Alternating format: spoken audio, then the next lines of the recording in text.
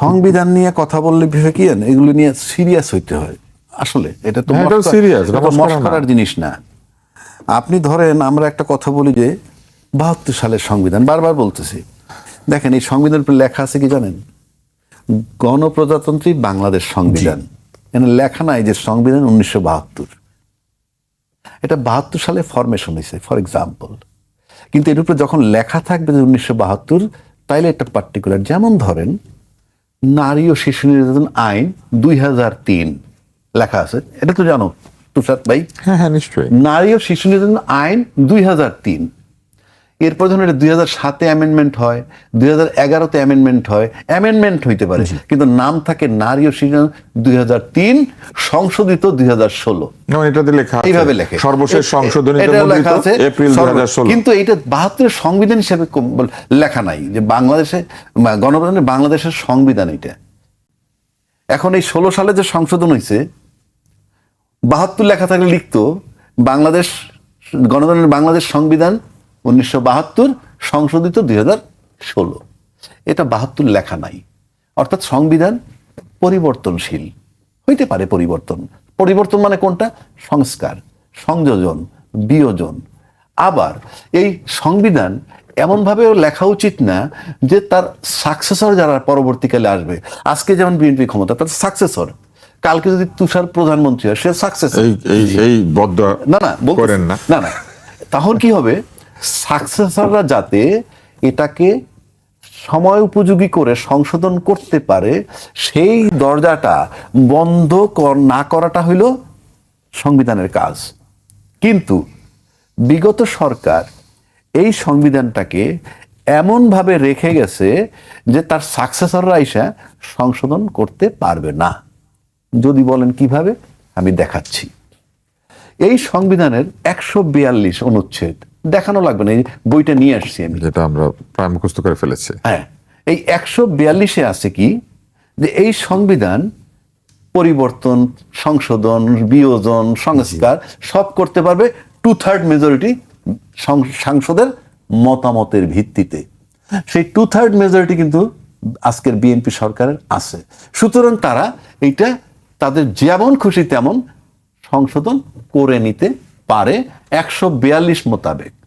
কিন্তু সংবিধানের 7-এর খতে বলা আছে, এই সংবিধানের 7-এর খ অনুচ্ছেদে বলা আছে, 142 অনুচ্ছেদে যাহা কিছু বলা থাকুক না কেন, এই সংবিধানের প্রথম ভাগে যা আছে, দ্বিতীয় ভাগে যা আছে, আরো কিছু অনুচ্ছেদ উল্লেখ করা আছে, এইগুলা কোন রকম পরিবর্তন করা যাবে না। এবং এই 7-এর খ, 7-এর ক, 4-এর ক সব কিন্তু প্রথম ভাগে। অর্থাৎ আপনি এইগুলোতে হাত দিতে পারবেন না। হাত দিলে 7-এর কতে বলা আছে কি শাস্তি, রাষ্ট্রদ্রোহিতার শামিল, মৃত্যুদণ্ড পর্যন্ত হতে পারে। সুতরাং তামাশা নয়। আমি এটাকে সর্বোচ্চ আসনে মূল্যায়ন করতে চাই, কিন্তু সরকার ভুল করে গেছে কি, আপনার জন্য সুযোগটা রাখে নাই এটার ভিতরে ঢোকার। যেটা আমি আগে বললাম, আপনার সংস্কার করার পথ বন্ধ করে দিছে। এখনো কিন্তু এই সরকারি দল হিমশিম খাচ্ছে, এখনো কিন্তু ঢুকতে পারেনি। বারবার বলতেছে সংবিধানের কথা, ফাইন। যেমন ধরেন এই সংবিধানের 4-এর কতে বলা আছে, আমি পড়ে শোনাবো, একটু সময় নাই, আমি পড়ে শোনাই। এটা জাতির জন্য ভালো হবে, আপনার আমার জন্য ভালো হবে।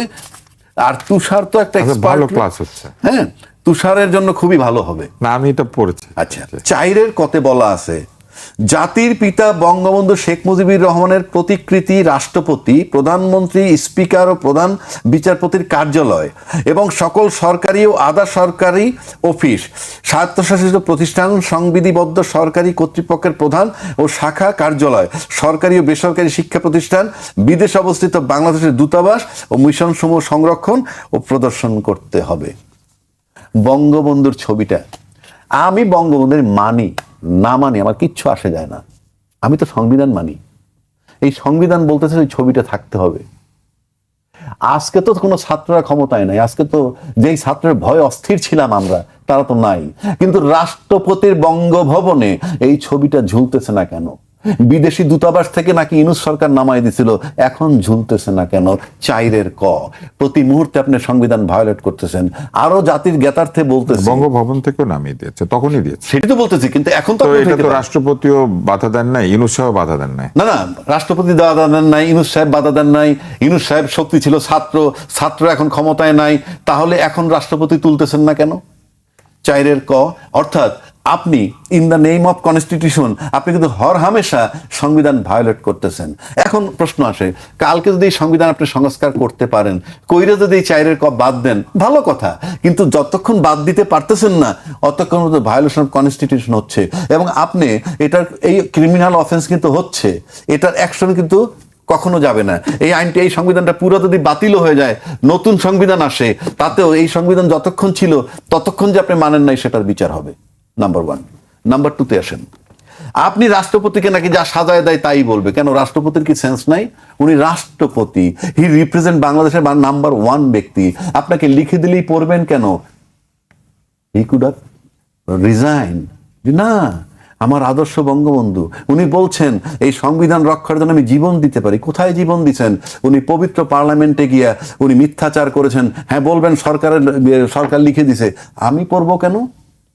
আমার দরকারটা কি? এইখানে সংবিধানে উনি গিয়ে পার্লামেন্টে বলছেন মুক্তিযুদ্ধের ঘোষক জিয়াউর রহমান, আমি মানি জিয়াউর রহমানকে। ফর এক্সাম্পল, আমি শেখ মুজিবকে ঘোষক মানলাম না, স্বাধীনতার ঘোষক আমি মানলাম না, আমি জিয়াউর রহমানকে মানবো। কিন্তু আপনার জায়গাটা তো বদল করে নেবেন। এই কাগজে লেখা আছে একটা, পড়বেন আর একটা, এটা কি হবে? আপনি কাগজে লেখা একটা পড়তেছেন আর একটা। এখানে আমি পড়ে শোনাই। সংবিধানের 6ষ্ঠ তফসিল 150(2) অনুচ্ছেদ মোতাবেক, এটা জাতির জানা দরকার আমি মনে করি। 1971 সালের 25শে মার্চ মধ্যরাত থেকে অর্থাৎ 26 মার্চ প্রথম প্রহরে জাতির পিতা বঙ্গবন্ধু শেখ মুজিবুর রহমান কর্তৃক প্রদত্ত স্বাধীনতার ঘোষণা। এবং এই যে ঘোষণাপত্র, এখানে তার ঘোষণাটা পরিষ্কার বলা আছে যে বঙ্গবন্ধু শেখ মুজিবুর রহমান স্বাধীনতার ঘোষক। আপনি যদি বলতে চান এটা মিথ্যা, ভালো কথা, যতক্ষণ মধ্যে চেঞ্জ না হয়, যতক্ষণ মধ্যে ডকুমেন্টে লেখা থাকবে, ততক্ষণ মধ্যে আপনাকে মানতে হবে আপনি অফেন্স করতেছেন ফুল টাইম। সুতরাং আমরা যে সংবিধানের কথা বলতেছি, এখন আসেন এই সংবিধানের 123-এ বলা আছে, এই সংবিধানের 123 অনুচ্ছেদে সংসদ ভেঙে যাওয়ার পর 90 দিনের মধ্যে নির্বাচন দেবেন। এই সংবিধানে 123 অনুচ্ছেদে 586 দিন পর যখন নির্বাচন করা হইল, কোন সংবিধানে? বলতে হবে তোমাকে।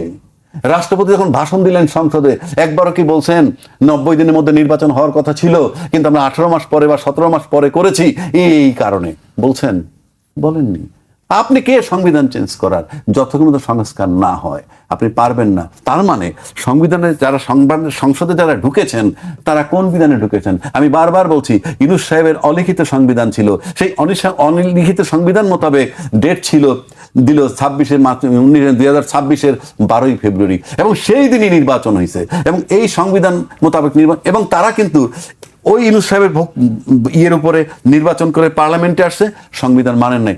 এখনো তাহলে কি রাষ্ট্র সংবিধানে চলছেন নাকি অলিখিত সংবিধানে চলছেন? যদি সংবিধান মোতাবেক বলি, তাহলে ইমিডিয়েটলি বঙ্গবন্ধুর ছবি ঝুলান এবং স্বাধীনতার ঘোষক বঙ্গবন্ধুকে বলতে হবে আমি এই সংবিধান মোতাবেক। আর তা নয় সংস্কার করুন। এখন আসেন সংস্কার করবেন কেমন? আপনি ঢুকতে পারবেন না। সেই সংস্কার করার জন্য রাষ্ট্রপতি একটা আদেশ জারি করলেন, কি? জুলাই সনদ আইন এবং গণভোটের আইন।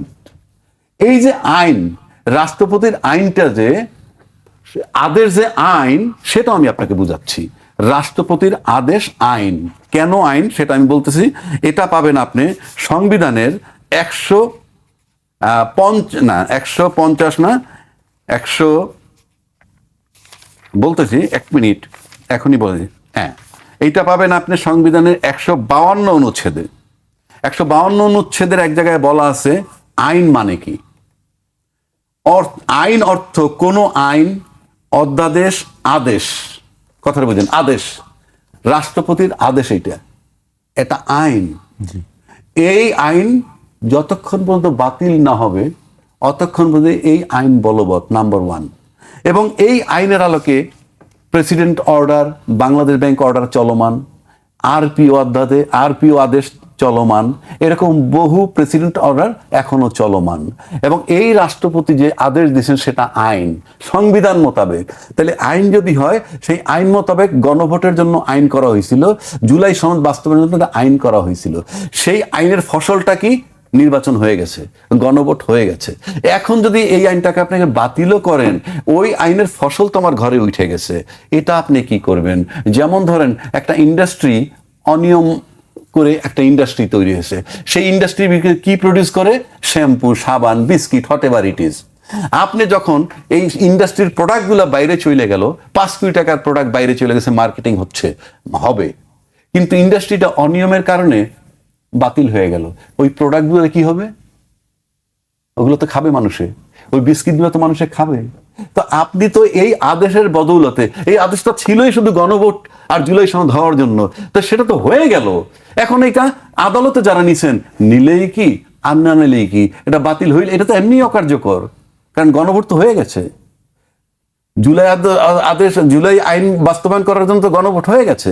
সুতরাং এই সরকার যদি এই সংবিধানের করতে চায়, সংস্কার করতে চায়, এই সংবিধান মোতাবেক সে ঢুকতে পারবে না।